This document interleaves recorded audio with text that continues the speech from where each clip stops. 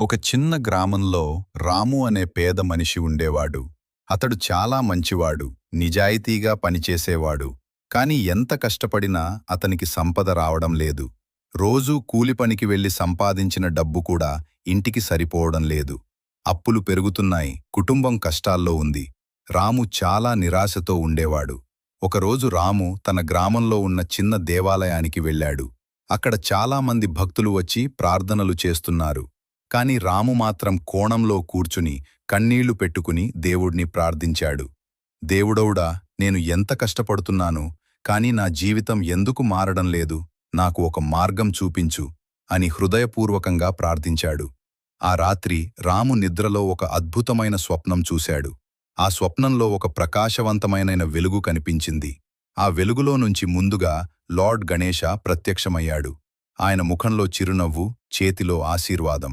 రాము ఆశ్చర్యంతో నమస్కరించాడు. గణేశుడు మృదువుగా అన్నాడు, రాము, నీ కష్టం వృధా కాదు, కాని నీ మనసులో భయం, నిరాశ ఎక్కువగా ఉన్నాయి. ముందుగా నీలోని అడ్డంకులను తొలగించు, నమ్మకం పెంచుకో. ప్రతిరోజు నన్ను భక్తితో స్మరించు, నేను నీ మార్గంలో ఉన్న అడ్డంకులను తొలగిస్తాను. అలా చెప్పి గణేశుడు తన ఆశీర్వాదమిచ్చాడు. ఆ వెంటనే మరో ప్రకాశం కనిపించింది. ఆ వెలుగులో నుండి లక్ష్మి కమలంపై కూర్చుని ప్రత్యక్షమయ్యింది. ఆమె చేతుల నుంచి బంగారు నాణేలు జారుతున్నాయి. రాము ఆనందంతో నమస్కరించాడు. లక్ష్మీదేవి మృదువుగా మాట్లాడింది, రాము, సంపద అంటే కేవలం డబ్బు కాదు, శ్రమ, నిజాయితీ, సంతోషం, ఇవే అసలైన సంపదలు. నువ్వు నిజాయితీగా ఉన్నావు, కష్టపడుతున్నావు, కాని నీలో విశ్వాసం తక్కువగా ఉంది. గణేశుడి మాటలు పాటిస్తే నా కృప కూడా నీపై ఉంటుంది. రాము మేల్కొన్న తర్వాత ఆ స్వప్నాన్ని గుర్తుచేసుకున్నాడు. అతని హృదయం కొత్త ఆశతో నిండిపోయింది. అప్పటినుండి ప్రతిరోజూ ఉదయం లేచి గణేశుడిని ప్రార్థించేవాడు, లక్ష్మీదేవిని స్మరించేవాడు. తన పని కూడా మరింత శ్రద్ధగా, ఆనందంగా చేయడం ప్రారంభించాడు. కొన్ని రోజుల్లోనే చిన్న చిన్న మార్పులు కనిపించాయి. అతని పని మెరుగుపడింది.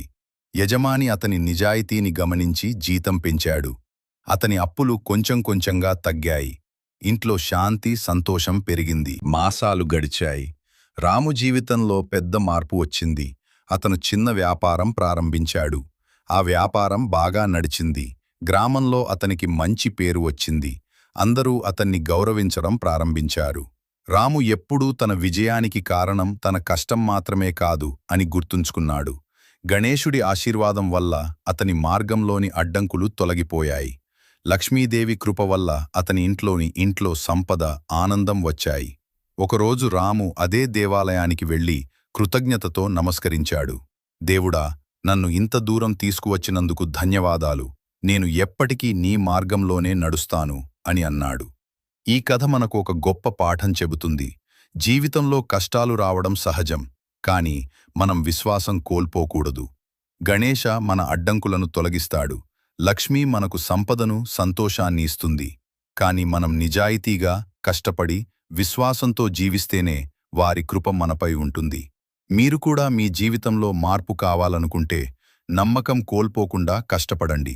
ప్రతిరోజు గణేశుణ్ణి, లక్ష్మీదేవిని స్మరించండి. వారి ఆశీర్వాదం మీ జీవితాన్ని కూడా మార్చగలదు. ఈ వీడియో నచ్చితే జై లక్ష్మీ గణేష్ అని కామెంట్ చేయండి. ప్లస్ సబ్స్క్రైబ్ చేసి ఆశీర్వాదం పొందండి.